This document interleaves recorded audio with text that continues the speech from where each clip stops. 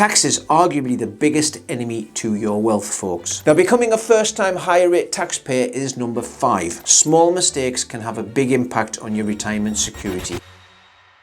Now then, folks, are you considering accessing your pension? Now, it might feel exciting to finally access the money you've worked so hard to save, but getting it wrong could cost you tens of thousands of English pounds. It might even cost you your financial security. From paying too much tax to withdrawing too early or falling victim to scams, there are pitfalls that can turn your dream retirement into a nightmare. So in this video, we're going to cover the 7 biggest mistakes people make when taking their pension. More importantly, how to avoid them. By understanding these traps now, you can make smarter choices that protect your money, maximize your tax efficiency, and give you peace of mind for the years ahead. Number 1 is dipping into your pension before you stop working. Up until April 2028, you can access most pensions from age 55. But after that, if you were born on or after 6th of April 1973, you'll need to wait until you are 57 to access pensions you haven't accessed already, unless you have a protected right to accessing them earlier. But just because you can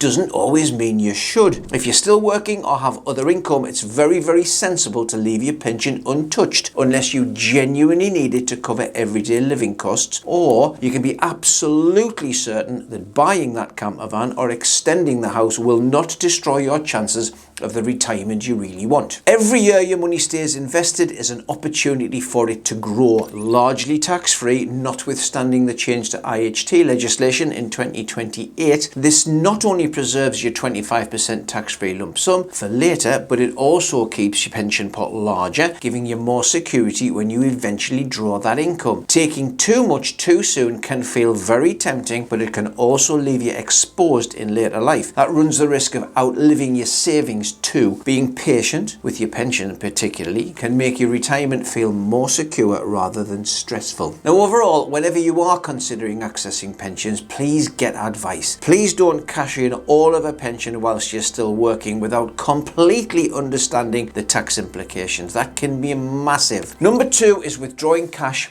to sit in the bank. Withdrawing more from your pension than you actually need and letting it sit in that bank account can quietly erode your future security. Money inside your pension has the potential to grow tax-free, only becoming taxable when you take it out. Now, pensions are very tax-efficient wrappers, so removing money from that environment and putting it in, say, a cash ISA might feel safe, but returns are often low and can easily be outpaced by inflation. By keeping your pension invested, you give your money the chance to work harder for you, and it helps to protect your lifestyle in later life, which is obviously what it was designed for. Number 3 is restricting your ability to continue to pay into your pension. Once you start taking money from the taxable element of an investment-based pension, it changes the rules on how much you can continue to put into another investment-based pension. Before you draw any income, you can contribute up to 100% of your UK earnings, or £60,000, whichever is lower, for the 25-26 tax year. But the moment you start taking income, you trigger the money purchase annual allowance. That's the MPAA. This reduces your maximum contributions to the low of 100% of your earnings, or £10,000 a year. That's a significant drop, folks, which can make it much harder to keep building your wealth via pension particularly. Tax is arguably the biggest enemy to your wealth, folks. It's worth pointing out here, however, that accessing a defined benefit pension, that's a final salaries pension as is often known, does not trigger the money purchase annual allowance, and nor does accessing the tax-free cash element of a defined contribution investment-based pension. Now, if you don't know the difference between a defined contribution and a defined benefit pension, or you don't know what you've got, watch our Which is Best video, and we've popped a link in the description for you. Number 4, we're going to talk about spending investments in the wrong order. Your pension is likely just one part of your retirement income and one part of your wealth. You might also have savings in ISAs, you might have other investments, and you will probably have property, be that your residential property or investment property. Now, how you use these resources and the order in which you draw from them can make a real difference to how much tax you pay and how far your money eventually goes. In most circumstances, using cash or cash ISAs should be the first step. This is because they're not subject to market fluctuations. Now, remember, the first 25% of your defined contribution pension can usually be taken tax-free, whilst the rest is classed as taxable income. This tax-free portion is capped at £268,275, though some people with specific HMRC protections might be able to access more without paying any tax. It's always best to discuss this with a financial advisor before you start using the money from any of your investments, so they can ensure that you're drawing from your pot in the most tax efficient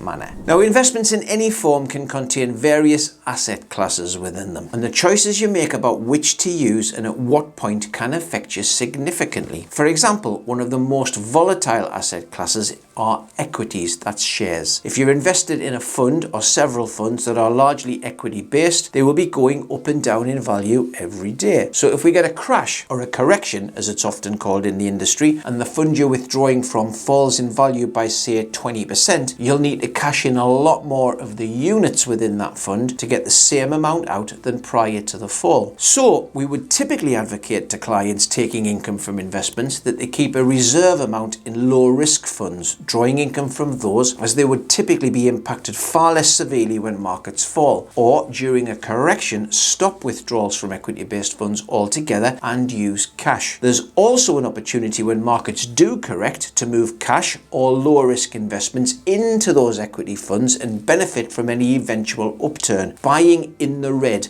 it's usually known as. Now, an IFA, an independent financial advisor like us at Reeves, can help you plan the best strategy for your personal situation, taking full advantage of all tax allowances and investment solutions to help your retirement savings last longer. At Reeves, we're offering a free personalised financial review with one of our expert team, and that's usually valued at over 800 quid. We'll take the time to understand your goals, your lifestyle and your current finances, and then we'll build a clear plan to get your retirement right on track. Whether you're thinking about when to access your pension, how to structure your income, or how to make your money last longer, this session gives you the clarity and confidence to make the right moves. So if you want to click the link in the description below to book your free review today, you can take the first step towards that more secure retirement. Now, becoming a first-time higher rate taxpayer is number 5. When you become eligible, you can take up to 25% of your defined contribution pension as a tax-free lump sum. If you've watched enough of these videos, you probably know that by now. But you don't have to take it all at once. Spreading withdrawals over time can allow the rest of your pension to stay invested and potentially grow, whilst giving you the flexibility to take taxable income in a controlled way. It's really important to think about how you structure those withdrawals. You could take your full 25% tax-free lump sum in one go, but any income you draw after that will be taxed at your current rate. Taking smaller withdrawals where 25% of each is tax-free and 75% is taxable can create a gentler, more flexible approach, keeping more control over your tax situation. Now, many people have other sources of income, of course, whether that's part-time or full-time work. Might be the state pension, which is currently due at 66, but it's rising to 67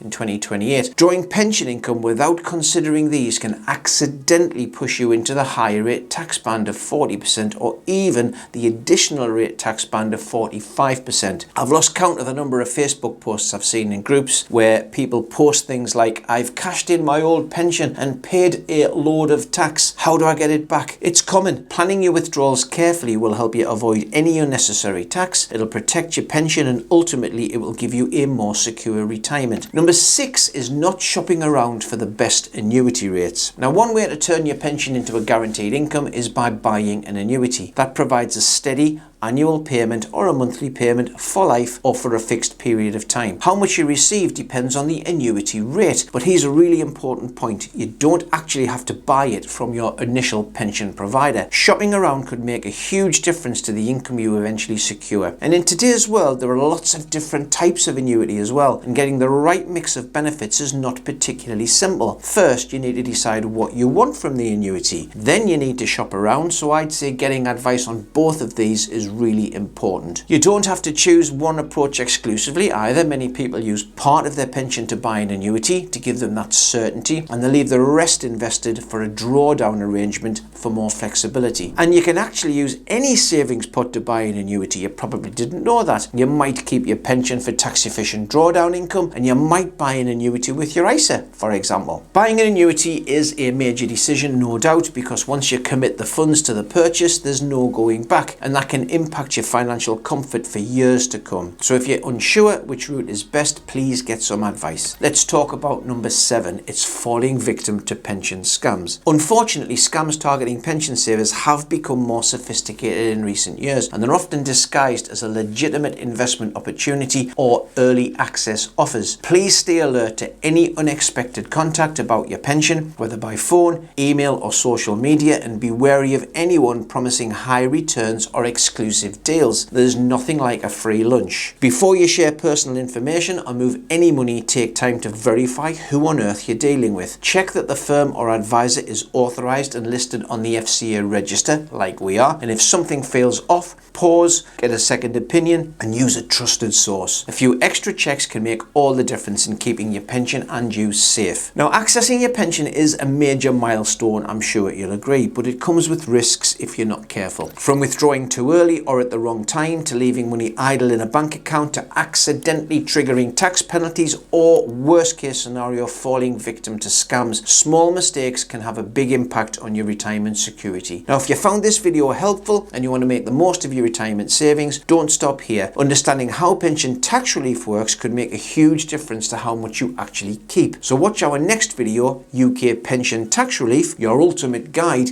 to discover how to boost your pension contributions, reduce your tax bill, and make your money work harder for you. You don't want to miss it. Click up here. I'll see you there.